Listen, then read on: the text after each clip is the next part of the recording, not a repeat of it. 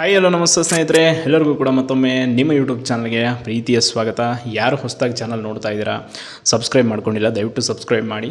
ಕಂಪ್ಲೀಟಾಗಿ ನಿಮಗೆ upcoming notifications ಆಗಿರ್ಬೋದು, ಎಲ್ಲ ಒಂದು ಪರೀಕ್ಷೆಗಳ ಮಾಹಿತಿಗೆ ಸಂಬಂಧಪಟ್ಟಾಗೆ ಅಪ್ಡೇಟ್ಸ್ ಬರ್ತಾ ಇರುತ್ತೆ. ವಿಶೇಷವಾಗಿ ಈಗ ಮುಂದಿನ ಒಂದಿಷ್ಟು ನೇಮಕಾತಿಗಳು, ಅದರಲ್ಲೂ ವಿಶೇಷವಾಗಿ KPSCಯಿಂದ ಆಗಬೇಕಾಗಿರುವಂಥ ತುಂಬ ಮಹತ್ತರವಾದಂಥ ನೋಟಿಫಿಕೇಷನ್ಗಳು ಯಾವ್ಯಾವು ಆ್ಯಂಡ್ ಯಾವೆಲ್ಲ ಇಲಾಖೆದು ಅನ್ನೋದ್ರ ಬಗ್ಗೆ ಒಂದು ಮಾಹಿತಿ ಇದೆ. ಸೊ ನಾನು ಈ ಹಿಂದಿನ ಒಂದು ವಿಡಿಯೋದಲ್ಲಿ ತಿಳಿಸಿದ್ದೆ ಯಾವ್ಯಾವ ಇಲಾಖೆಗಳಲ್ಲಿ ಎಷ್ಟು ಹುದ್ದೆಗಳು ಖಾಲಿ ಇದೆ ಅಂತ ಸಂಬಂಧಪಟ್ಟ ಮಾಹಿತಿ ಕೊಟ್ಟಿದ್ದೆ. ಬಟ್ ಎಲ್ಲದಕ್ಕಿಂತ ಇಂಪಾರ್ಟೆಂಟಾಗಿ ತುಂಬ ಅಂದರೆ ತುಂಬ ಉನ್ನತವಾದಂಥ ಆ್ಯಂಡ್ ವೆರಿ ಇಂಪಾರ್ಟೆಂಟ್ ನೋಟಿಫಿಕೇಷನ್ಸ್ ಯಾವುದು KPSCಯಿಂದ ಆಗಬೇಕಾಗಿರೋದು ಅಂತಂದರೆ ಅದ್ರ ಬಗ್ಗೆ ಹೇಳ್ತೀನಿ.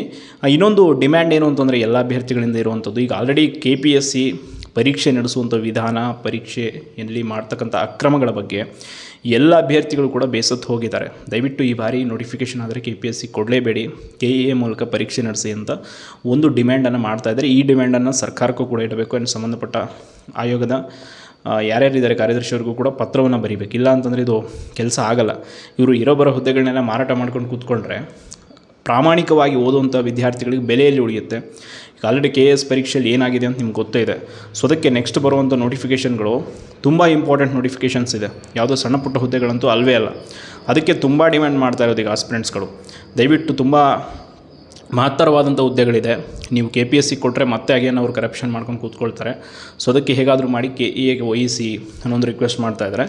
ಎಸ್ಪೆಷಲಿ ಎಕ್ಸೈಸ್ ಡಿಪಾರ್ಟ್ಮೆಂಟ್ದು PSI ಆ್ಯಂಡ್ PC ಈ ಎರಡು ನೋಟಿಫಿಕೇಷನ್ಗಳು ಕೂಡ ಆಗೋದು ಇದೆ ನೆಕ್ಸ್ಟು KPSCಯಿಂದ. ಆ್ಯಂಡ್ ಸಬ್ ರಿಜಿಸ್ಟರ್ ರೆವಿನ್ಯೂ, ಕಂದಾಯ ಇಲಾಖೆಯ ಸಬ್ ರಿಜಿಸ್ಟರ್, ಇದಂತೂ ತುಂಬ ಒಳ್ಳೆಯ ಪೋಸ್ಟು.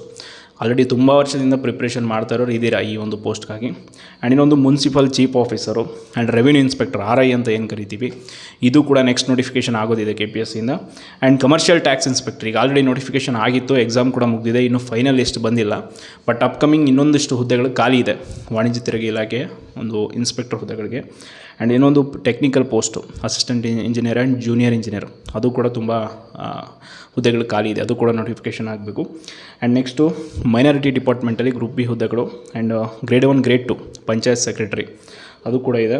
ಆ್ಯಂಡ್ SDE FDA ಇಲ್ಲಿ ಎಲ್ಲದಕ್ಕಿಂತ ಮುಖ್ಯವಾಗಿರುವಂಥದ್ದು ಈಗ SDE FDA ಹುದ್ದೆಗಳಿಗೆ ತುಂಬ ಡಿಮ್ಯಾಂಡ್ ಇದೆ. ಕಾರಣ ಕಂದಾಯ ಇಲಾಖೆ ಮತ್ತು ವಾಣಿಜ್ಯ ಇಲಾಖೆ ಎರಡೂ ಇಲಾಖೆ ಸೇರಿ ಹತ್ತತ್ರ 2000ಕ್ಕಿಂತ ಹೆಚ್ಚು ಹುದ್ದೆಗಳು ಖಾಲಿ ಇದೆ ಅನ್ನೋದು ಮಾಹಿತಿ ಇದೆ. ಅದರಲ್ಲಿ ಎಷ್ಟು ಅನುಮೋದನೆ ಆಗಿದೆ ಅನ್ನೋದಿನ್ನೂ ಖಚಿತ ಇಲ್ಲ. ಒಟ್ಟಿನಲ್ಲಿ SDE FDA ಅಂತೂ ಶೋರ್ ನೋಟಿಫಿಕೇಷನ್ ಇದೆ. And panchayat grade office secretary grade 1 grade 2 and RI revenue inspector ಆಗಿರ್ಬೋದು, ಸಬ್ ರಿಜಿಸ್ಟರ್ ರೆವಿನ್ಯೂ, ಈ ಎಲ್ಲ ನೋಟಿಫಿಕೇಷನ್ಗಳು ಎಸ್ಪೆಷಲಿ ಎಕ್ಸೈಸ್ ಸಬ್ ಇನ್ಸ್ಪೆಕ್ಟ್ರು ಇದಂತೂ ಖಂಡಿತ ಆಗಲೇಬೇಕು. ಕಾರಣ ಇದು ನೋಟಿಫಿಕೇಷನ್ ಆಗಿ ತುಂಬ ವರ್ಷ ಆಯಿತು. ಆ್ಯಂಡ್ ಎಸ್ಪೆಷಲಿ ಇನ್ನೊಂದು ಡಿಮ್ಯಾಂಡ್ ಇರುವಂಥದ್ದು ಆಸ್ಪಿರೆಂಟ್ಸಿಂದ ಏಜ್ ರಿಲ್ಯಾಕ್ಸೇಷನ್. ಕಾರಣ ಯಾಕೆ ಅಂತಂದರೆ ಈ ಕೋವಿಡ್ ಆದಮೇಲೆ ಯಾವುದೂ ಹೊಸ ನೋಟಿಫಿಕೇಷನ್ಗಳು ಆಗಿರಲಿಲ್ಲ. ಈ ವರ್ಷ ಆಗ್ತಾಯಿದ್ವು, ಬಟ್ ಮತ್ತೆ ಒಳ ಮೀಸಲಾತಿಯಿಂದ ತಡೆ ಇದೆ. ಆ್ಯಂಡ್ ಈಗಾಗಲೇ KPSCಗೆ ಏನು ನೀಡಿದರು KS ಪರೀಕ್ಷೆಗೆ ಅದು ಕೂಡ ಮುಗಿದು ಹೋಯಿತು. ವಯೋಮಿತಿ ಸಡಿಲಿಕೆ ಈಗ ಸೆಪ್ಟೆಂಬರಿಗೆ ಮುಗಿಯುತ್ತೆ. ಸೊ ಅದಾದಮೇಲೆ ಅದನ್ನು ಮತ್ತೆ ಎಕ್ಸ್ಟೆಂಡ್ ಮಾಡ್ತಾರಾ ಅಥವಾ ಇನ್ನಷ್ಟು ವಯೋಮಿತಿ ಸಡಿಲಿಕೆಯನ್ನು ಕೊಡ್ತಾರಾ ಅನ್ನೋದನ್ನು ಕಾದು ನೋಡಬೇಕು. ಆ್ಯಂಡ್ ಪೊಲೀಸ್ ಇಲಾಖೆದು ಕೂಡ ತುಂಬ ಆಸ್ಪಿರೆಂಟ್ಸ್ ಓದಾಡ್ತಾ ಇದ್ದಾರೆ ವಯೋಮಿತಿ ಸಡಿಲಿಕೆಗಾಗಿ. ಆಲ್ರೆಡಿ ಪೊಲೀಸ್ ಕಾನ್ಸ್ಟೇಬಲ್ ಹುದ್ದೆ ಆಸ್ಪಿರೆಂಟ್ಸ್ ಅಂದರೂ ಪ್ರತಿದಿನ ಕೂಡ ಅದ್ರ ಬಗ್ಗೆ ಒಂದಲ್ಲ ಒಂದು ಜನಪ್ರತಿನಿಧಿಯನ್ನು ಮೀಟ್ ಮಾಡಿ ಅದ್ರ ಬಗ್ಗೆ ಮಾಹಿತಿಯನ್ನು ತಿಳಿಸ್ತಾರೆ. ದಯವಿಟ್ಟು ವಯೋಮಿತಿ ಸಡಿಲಿಕೆಯನ್ನು ಕೊಡಿ ಅಂತ ಸರ್ಕಾರ ಕೂಡ ಈ ವಿಷಯದಲ್ಲಿ ತುಂಬ ಕೂಲಂಕುಷವಾಗಿ ಚರ್ಚಿಸಿ ವಯೋಮಿತಿ ಸಡಿಲಿಕೆಯನ್ನು ಕೊಡಬೇಕು. ಯಾಕೆ ಅಂತಂದರೆ ಇದು ಸರ್ಕಾರದ್ದು ತಪ್ಪಲ್ಲ, ಅಭ್ಯರ್ಥಿಗಳದ್ದು ತಪ್ಪಲ್ಲ. ಆಗಿರೋವಂಥದ್ದು ಈ ಕೋವಿಡ್ ಪ್ಯಾಂಡಮಿಕ್ಕಿಂದ ಅಲ್ಲಿ ನೋಟಿಫಿಕೇಷನ್ಸ್ಗಳು ಡಿಲೇ ಆಯಿತು. ಅದಾದಮೇಲೆ PSI ಪರೀಕ್ಷೆ ಸ್ಕ್ಯಾಮ್ ಆಗಿ ಅಲ್ಲೂ ಕೂಡ ಡಿಲೇ ಆಯಿತು. ಆ್ಯಂಡ್ ಈ ವರ್ಷ ಹೆಂಗೋ ನೋಟಿಫಿಕೇಷನ್ಸ್ ಆಗ್ತಾಯಿತ್ತು ಚೆನ್ನಾಗಿ, ಬಟ್ ಸಡನ್ನಾಗಿ ಒಳ ಮೀಸಲಾತಿ ವಿಚಾರದಿಂದ ಬ್ರೇಕ್ ಬಿದ್ದಿದೆ. ಸೊ ಈ ಕಾರಣಕ್ಕೆ ಸರ್ಕಾರ ಈ ವಿಷಯವನ್ನು ತುಂಬ ಸೀರಿಯಸ್ಸಾಗಿ ತೆಗೆದುಕೊಂಡು ಅಭ್ಯರ್ಥಿಗಳಿಗೆ ವಯೋಮಿತಿ ಸಡಿಲಿಕೆಯನ್ನು ಕೊಡಲೇಬೇಕು.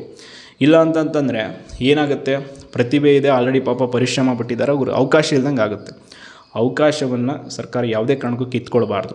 ಎಸ್ಪೆಷಲಿ ಈ ಬಾರಿ ಇರುವಂಥ ನೋಟಿಫಿಕೇಷನು ನೆಕ್ಸ್ಟ್ ಇನ್ನು 5 ವರ್ಷ ಆದಮೇಲೆ ಆಗುತ್ತೋ ಇಲ್ವೋ ಗೊತ್ತಿಲ್ಲ. ಅಷ್ಟೊಂದು ತುಂಬ ಉತ್ತಮವಾದಂಥ ಉನ್ನತವಾದಂಥ ಹುದ್ದೆಗಳಿದೆ. ಈ ಬಾರಿ ಹಲವಾರು ಜನ ಆಸ್ಪಿರೆಂಟ್ಸ್ ಈಗ ಹೊಸದಾಗಿ ಕೂಡ ಈಗ ಡಿಗ್ರಿ ಮುಗಿಸಿ ಕಾಲಿಟ್ಟವ್ರಿಗೂ ಕೂಡ ಒಂದು ಜೋಶ್ ಇರುತ್ತೆ. ಬಟ್ ಪ್ರಿಪ್ರೇಷನ್ ಮಾತ್ರ ಬಿಡಬೇಡಿ. ಈಗ ಆಲ್ರೆಡಿ ಪ್ರಿಪ್ರೇಷನ್ ಶುರು ಮಾಡಿಬಿಡಿ. ಬಿಕಾಸ್ ಯಾವಾಗ ಒಳ ಮೀಸಲಾತಿ ವರದಿ ಅಂತಿಮ ವರದಿ ಸಲ್ಲಿಕೆ ಆಗುತ್ತೆ ಹೇಳೋಕ್ಕಾಗಲ್ಲ. ಬಟ್ ಅದು ಸಮೀಕ್ಷೆ ನಡೀತಾ ಇದೆ, ಸ್ವಲ್ಪ ಡಿಲೇ ಆಗ್ತಿದೆ, ಓಕೆ. ಬಟ್ ಶೋರ್ ಈ ವರ್ಷದ ಅಂತ್ಯದ ವೇಳೆಗಷ್ಟೇ ನೋಟಿಫಿಕೇಷನ್ ಆಗ್ಬೋದು.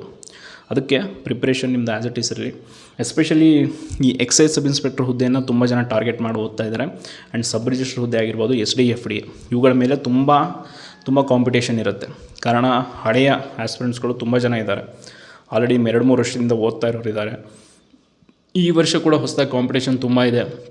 ಆ್ಯಂಡ್ ನೆಕ್ಸ್ಟು ಈಗ ಇನ್ನೊಂದು ಡಿಮ್ಯಾಂಡ್ ಇದೆ, ಏನು KA ಕೊಡಬೇಕು ಅನ್ನೋದಿದೆ. ಸೊ ಅದನ್ನು ಏನು ಮಾಡ್ತಾರೆ ಅನ್ನೋದು ಗೊತ್ತಿಲ್ಲ. ಬಟ್ ಆದಷ್ಟು ನೇಮಕಾತಿಗಳು ಪ್ರಾಮಾಣಿಕವಾಗಿ ನಡೆಯೋದೇ ಇಲ್ಲ ಅಂತಂದರೆ ಆಸ್ಪಿರೆಂಟ್ಸ್ಗಳಿಗೆ ಯಾವುದೇ ರೀತಿಯಾದಂಥ ಹೋಪ್ಸ್ ಇರೋದೇ ಇಲ್ಲ. ಸೊ ಅದಕ್ಕೆ ಅವ್ರು ಕೇಳ್ತಾ ಇರುವಂಥ ಡಿಮ್ಯಾಂಡ್ ಕೂಡ ರೈಟಾಗಿದೆ. ಸರಿಯಾಗಿ ಪರೀಕ್ಷೆ ನಡೆಸಿ ಎಲ್ಲ ಮಾಡಿದರೆ KPSC ಅವ್ರ ಮೇಲೆ ಯಾಕೆ ಆಸ್ಪಿರೆಂಟ್ಸ್ ಇಷ್ಟೊಂದು ಸಿಟ್ಟನ್ನು ಇಟ್ಕೊಳ್ಳೋಕೆ ಹೋಗ್ತಿದ್ರು?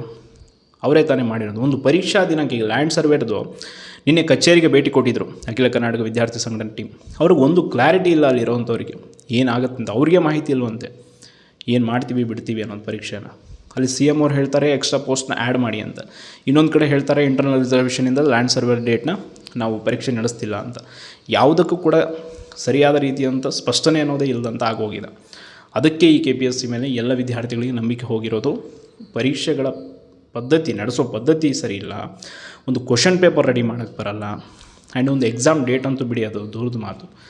ಹೇಳಿದ ಟೈಮಿಗೆ ಅವ್ರು ಯಾವತ್ತೂ ಪರೀಕ್ಷೆ ನಡೆದ ಇತಿಹಾಸನೇ ಇಲ್ಲ. ಆ್ಯಂಡ್ ಎಲ್ಲ ಆದಮೇಲೆ ಫೈನಲ್ ಲಿಸ್ಟ್ ಬಿಟ್ಟು ಆರ್ಡರ್ ಕಾಪಿ ಕೊಡೋಕ್ಕೆ ಒಂದು 4 ವರ್ಷ ಇದೇ ಆಗ್ತಾ ಇರುವಂಥದ್ದು. ಸೊ ಈ ರೀತಿ ಸ್ಲೋ ಪ್ರೊಸೆಸ್ ನಿಂತರೆ ಮಾತ್ರ KPSCಗೆ ಒಂದು ವ್ಯಾಲ್ಯೂ ಅನ್ನೋದು ಉಳ್ಕೊಳ್ಳುತ್ತೆ ನಮ್ಮ ಸ್ಟೇಟಲ್ಲಿ ಅಂತ ಹೇಳ್ತಾ ಧನ್ಯವಾದಗಳು.